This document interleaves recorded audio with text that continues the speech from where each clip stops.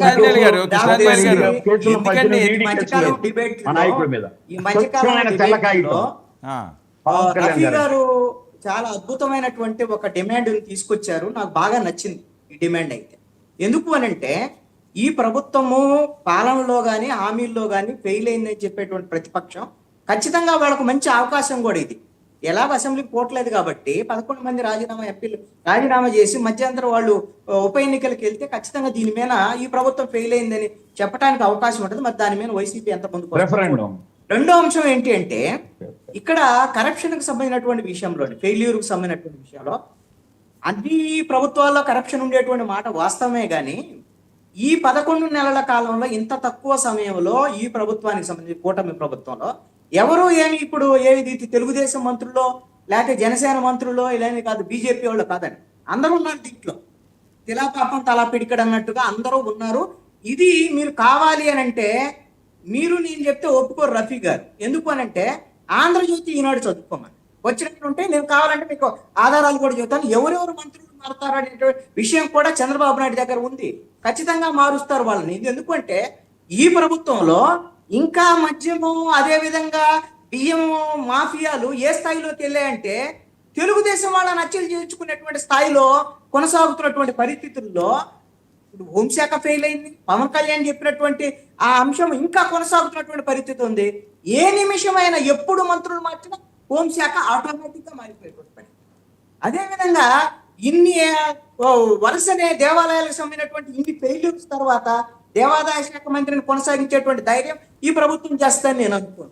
అదేవిధంగా అనేక మంది మంత్రుల దగ్గర ఈ రోజున కరప్షన్ కు సంబంధించి ఇప్పుడు ఈ తెలుగుదేశం వాళ్ళకి సంబంధించినటువంటి ఎమ్మెల్యేలు అండి మీరు బహిరంగంగా వచ్చేటువంటి విమర్శలు అచ్చెన్నాయుడు పేసి అచ్చెన్నాయుడుకి సంబంధించినటువంటి దాంట్లో మొత్తం కరప్షన్ అనేటువంటిది ఒక అక్కడ మోటా లేకపోతే పోతే అసలు పనే జరగదు అనేటువంటిది. నేను ఎందుకు ఈ మాట చెప్తున్నా అంటే నేను ఆధారాలు లేకుండా చెప్పడం లేదు. అనేకమైనటువంటి ఆరోపణలను మీరు కావాలి అని అంటే అలాగని వీళ్ళే మొత్తం కరప్షన్ చేస్తున్నారు, జగన్మోహన్ రెడ్డి కరప్షన్ కాదు అనే పాయింట్ వద్దు ఇక్కడ. ఎందుకంటే వీళ్ళని ఎత్తగానే జగన్మోహన్ రెడ్డి వైసీపీ అని వస్తారు. ప్రభుత్వం ఉంది మీది కాబట్టి వాళ్ళు చేసినటువంటి తప్పులు జరగకుండా అదే మద్యము అదే మైన్స్ అదే విధంగా బియ్యము అదే తరహా కుంభకోణాలు జరిగేటువంటి పరిస్థితి ఉంటే మీరు కూడా వాళ్ళ తరహాలోనే తిరస్కరణకు గురయ్యేటువంటి అవకాశం ఉంటుంది.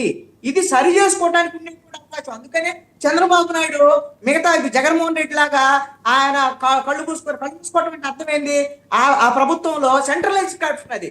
జగన్మోహన్ రెడ్డి తన చుట్టూ ఉన్న నలుగురు తప్ప వేరేవాడు చేయడానికి అవకాశం ఇవ్వలేదు కదా.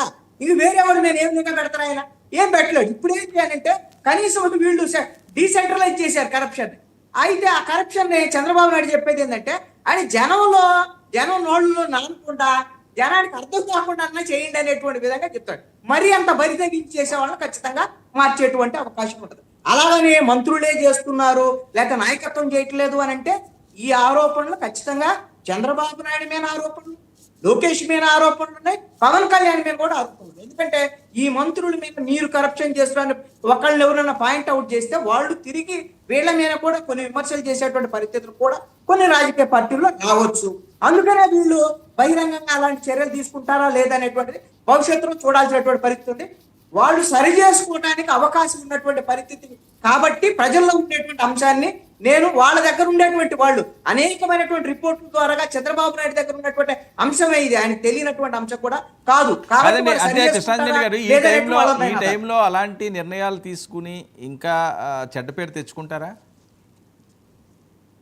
అంటే ఏం నిర్ణయాలు అంటారు మీరు అనేది? అంటే ఈ రకంగా ఏమైనా మంత్రులు మార్చడమనో లేకపోతే వేరే రకంగా డైరెక్ట్ గా మందలించడం ఇలాంటివి ఏమైనా బయటకు వస్తాయి. ఇప్పుడు మంత్రులు మార్చలేదు అనుకోండి, మార్చడం అనేటువంటిది కరప్షన్ అనేటువంటి పేరుతో మార్చడం, ఇంకొకరికి అవకాశం ఇస్తాం అనేటువంటి పేరుతో మారుస్తారు తప్ప ఈయన కరప్షన్ చేశాడు ఈయన ఫెయిల్ అయ్యాడు ఆటోమేటిక్ గా అర్థమైపోతుంది కదండి.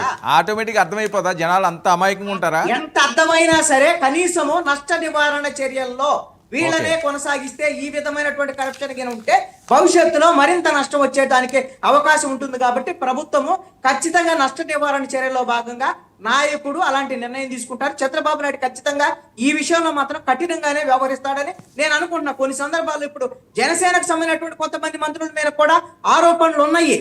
అదే విషయాన్ని చంద్రబాబు నాయుడు పవన్ కళ్యాణ్ తో కూడా చెప్పారు అనేటువంటిది కూడా ఉంది. పవన్ కళ్యాణ్ కూడా కరప్షన్ అంగీకరించొద్దు, ఒకవేళ అవకాశం ఉంటే వాళ్ళని కూడా మారుతాం అనేటువంటి అంశాల్లో కూడా చర్చ జరిగింది అనేటువంటిది కూడా ఉంది.